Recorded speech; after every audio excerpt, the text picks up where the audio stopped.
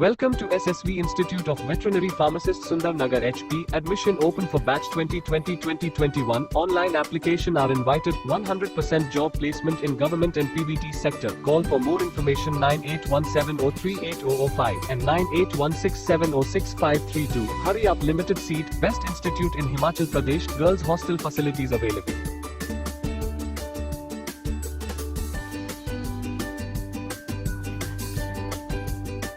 अराजपत्रित कर्मचारी सेवाएं महासंघ के प्रदेशाध्यक्ष विनोद कुमार ने गुरुवार को सरकाघाट में प्रेस वार्ता में कहा कि प्रदेश सरकारें चुनाव से पहले वोट हासिल करने के लिए उनसे समर्थन हासिल तो करती हैं, लेकिन बाद में उनके लिए कुछ नहीं करती। महासंघ का पिछले 2.5 वर्षों में जयराम सरकार को समर्थन रहा है, लेकिन विडंबना है कि सरकार यह समझने में सफल नहीं हो पा रही।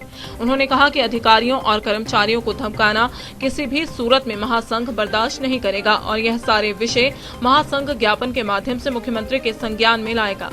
प्रदेश अराजपत्रित कर्मचारी सेवाएं महासंघ का सरकार से आग्रह है कि सरकार कर्मचारियों की मांग और उनकी समस्याओं पर ध्यान देना शुरू करे।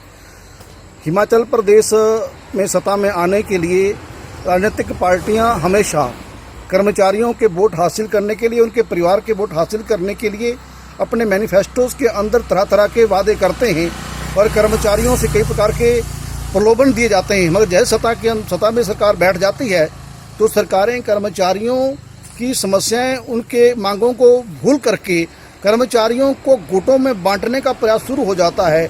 उससे होता क्या है कि जहां कर्मचारी असमंजस की स्थिति में होते हैं वहीं कर्मचारियों की समस्याएं, उनकी मांगें हल नहीं हो पाती है और सरकार और कर्मचारियों के बीच में एक समन्वय बैठने के बजाय जिससे प्रदेश का भला हो, प्रदेश के विकास में अच्छा योगदान सबका हो, उससे कहीं ना कहीं बहुत बड़ा एक गैप पनपता है। महासंघ पिछले लंबे समय से प्रयास कर रहा है कि कम से कम सरकार कर्मचारियों की बात सुने, समझे और कर्मचारी नेतृत्व भी एक कर्मचारियों का चुना हुआ संगठन होता है। जैसे राजनेता चुनकर आते हैं वैसे ही संवैधानिक प्रक्रियाओं के तहत महासंघ का चुनाव होता है और उसके बाद सरकार को चाहिए कि मेरिट के आधार पर आप सरकार कर्मचारियों के विषयों पर उनसे वार्ता करें। पर ना जाने क्यों सरकार इस बात से हिचकिचा रही है। आखिर ऐसी क्या वजह है कि जयराम सरकार 2.5 साल में 3 साल के कार्यकाल में कर्मचारी नेतृत्व को मानने और समझने को तैयार नहीं है। आखिर कौन वो लोग हैं? मुख्यमंत्री स्वयं अच्छी छवि के व्यक्ति हैं। प्रदेश के मुख्य सचिव अनिल खाची जी एक बेहतर कुशल प्रशासक हैं, अच्छे एडमिनिस्ट्रेटर हैं, ईमानदार ऑफिसर हैं। हमको उम्मीद थी कि सरकार इस बार कहीं ना कहीं जो पिछली एक लाइन थी उससे हटकर एक नए विचार से काम करेगी, परंतु वो वही भ्रम की स्थिति आज भी खड़ी है। इससे प्रदेश का कर्मचारी असमंजस की स्थिति में है कि हर बार कर्मचारी ठगा क्यों जाता है, आखिर किसके स्वार्थ पूरे होते हैं। मुख्यमंत्री सरकार में बैठे उनके कुछ लोग, यहाँ तक सिचुएशंस आ गई हैं कि कुछ लोग, मुख्यमंत्री महोदय इस बात पर ध्यान दें कि कुछ लोग अधिकारियों कर्मचारियों को डरा धमकाकर क्या दिखाना चाहते हैं, वो क्या बताना चाहते हैं। हिमाचल का, प्रदेश का कर्मचारी हमेशा कर्मठ रहा है, अब ईमानदारी से काम करता है और जो कुछ मामले आ भी रहे हैं करप्शन से रिलेटेड या रेगुलेटरी से रिलेटेड, उसके लिए वो जिम्मेवार कम है। हम ये कहते हैं कि अकाउंटेबिलिटी ऊपर से तय हो।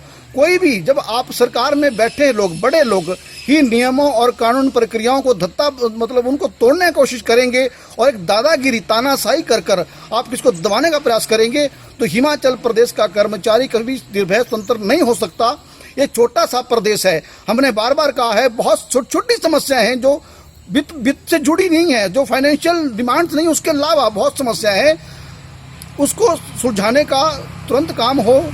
मुख्यमंत्री महोदय इस पर तुरंत निर्णय लें और हमारा ये सरकार से आग्रह है कि कर्मचारियों महासंघ का सहयोग लेने का आप प्रयास करें। वो प्रदेश हित में है, सरकार हित में है, कर्मचारियों के हित में है। और ये जो तथाकथित जो एक डिवीजन करवाया गया है या करवाया जा रहा है कुछ लोगों के द्वारा अपनी राजनीतिक उसको अस्तित्व को बचाए रखने के लिए, उससे सरकार बाहर आए। यह सरकार और कर्मचारियों के बीच का मसला है, इसमें किसी दलालों की आवश्यकता नहीं है। दूसरे, कर्मचारियों का 7th पे कमीशन केंद्रीय वेतन आयोग आज तक लागू नहीं हुआ है। हम बार बार सरकार से डिमांड कर रहे हैं कि सरकार उस पर तुरंत फैसला ले और उस पर जबकि सरकार 21% IR पहले ही रिलीज कर रही है, तो इसको लेकर सरकार पर कोई बहुत ज़्यादा फाइनेंशियल बर्डन पड़ने वाला नहीं है, परंतु कर्मचारियों का बहुत बड़ा आर्थिक नुकसान उनकी सेवा काल के दौरान हो रहा है। दिव्य हिमाचल टीवी के लिए सरकाघाट से पवन प्रेमी की रिपोर्ट।